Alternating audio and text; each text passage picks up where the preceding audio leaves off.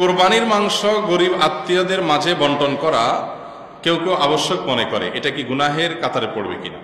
খুবই দরকারি একটা প্রশ্ন। এবং কোরবানির সামনে আমাদের কোরবানির গোশত, এটাকে আল্লাহ রাব্বুল আলামিন 3 ভাগে ভাগ করার জন্য আমাদেরকে উপদেশ দিয়েছেন। ফাআত'আমুল কানিআ ফাকুলু মিনহা, তোমরা কোরবানির গোশত নিজেরা খাও। ওয়া আত'আমু আল কানিআ ওয়াল মুতাররা ওয়া আত'আমুল বাঈসাল ফাকির আছে, যারা তোমাদের আত্মীয় স্বজন আছে, প্রতিবেশী আছে, তাদেরকে খাওয়াও। আবার যারা অভাবী, নিডি, গরিব মানুষ, তাদেরকে দাও।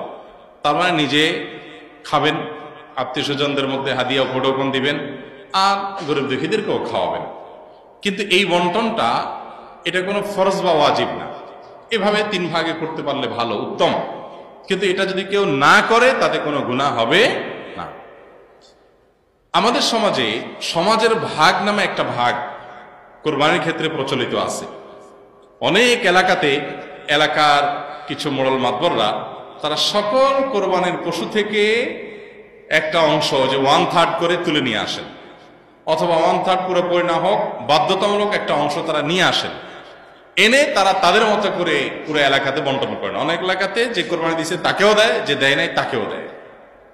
এখন এই সমাজের ভাগ নামে যে ভাগটা বাধ্যতামূলকভাবে কালেকশন করা হয়, সেটা কোনো অবস্থাতে জায়েজ না।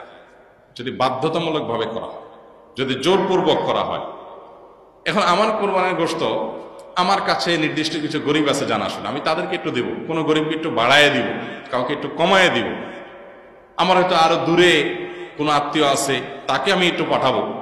এখন আপনি এসে সমাজের ভাগ নিয়ে আপনার মতো আপনি বন্টন করতেছেন। আপনি আমার থেকে নিয়ে আপনার মন মতো এভাবে বন্টন করবেন এবং সেটার জন্য সামাজিকভাবে এক ধরনের বাইন্ডিংস তৈরি করে দিবেন। এটা হলো জোরপূর্বক চাঁদাবাজির মতো। আমাকে আল্লাহ রাব্বুল আলামিন আমার সম্পদ দান করতে বলছেন, আমি সম্পদ দান করব, দান করলে আমি সওয়াব পাবো। আল্লাহ আমাকে উৎসাহিত করেছেন। এখন সমাজ থেকে যদি আমার কাছ থেকে বাধ্যতামূলক দানের টাকা নিয়ে যাওয়া হয়, নিয়ে তাদের মতো তারা গরিব মানুষকে দেওয়া হয়, ব্যাপারটা কেমন হবে? তো কোরবানির গোশতের ক্ষেত্রে অনেকটা এই পর্যায়ের অনেক এলাকাতে হয়। আমাকে অনেক ভাই বলেছেন এবং বিভিন্ন এলাকার ব্যাপারে আমরা খোঁজখবর নিয়েছি যে এরকম কিছু মানুষ তাদের মোড়লগিরি মাতবরি করার জন্য এটা একটা উপায় বাইর করছে। যে পরের ধানে পোদ্দারি একটা কথা আছে না, পরের ধনে পোদ্দারি। তো অন্যদের কাছ থেকে গোশত কালেকশন করে এনে উনি এবার এই প্যাকেট দিচ্ছে, ওখানে প্যাকেট দিচ্ছে, ইমাম সাহেবকে দিচ্ছে, মজলিস সাহেবকে দিচ্ছে, উনি এখন মোড়ল হয়ে গেছে। এই পরের ধনে পোদ্দারিগিরি করতে গিয়ে দেখা যায় যে আমি আমার কোরবানি গোশত খুশি মনে আপনাকে দিব না, কিন্তু আপনি জোর করে নিয়ে যাচ্ছেন। সিস্টেম দিতে হবে, উপায় নেই। জোর করা বলতে কি টানাটানি করা লাগে না, সিস্টেমটাই এমন করা হয়েছে যেটা না দিয়ে কোনো উপায় নেই। এরকম করা জায়েজ নেই। লা ইয়াহিল্লু মালু ইমরিইন মুসলিমিন ইল্লা বিতিবি নাফসি, হাদিসে আসছে কোন মুসলমানের সম্পদ তার মনের সন্তোষ ছাড়া জায়েজ নেই।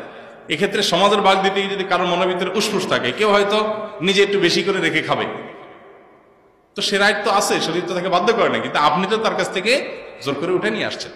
তো এরকমটি করা জায়েজ হবে না। হ্যাঁ, যদি একটা গরুরতে কয়েকজন অংশগ্রহণ করলেন, অথবা একটা ছোট্ট সমাজের কয়েকজন সম্পূর্ণ উইলিংলি তারা নিজেরা খুশি হয়ে দিয়ে কোনো একজনকে দায়িত্ব দেন যে তুমি সবাইকে সমান করে বন্টন করে দাও, বা গরিবরা সব ঘরে ঘরে যায়, তার চাইতে একটা জায়গা রেখে তুমি দিয়ে দাও, সবাই উইলিংলি করেছেন, সেটা অবশ্যই জায়েজ হবে।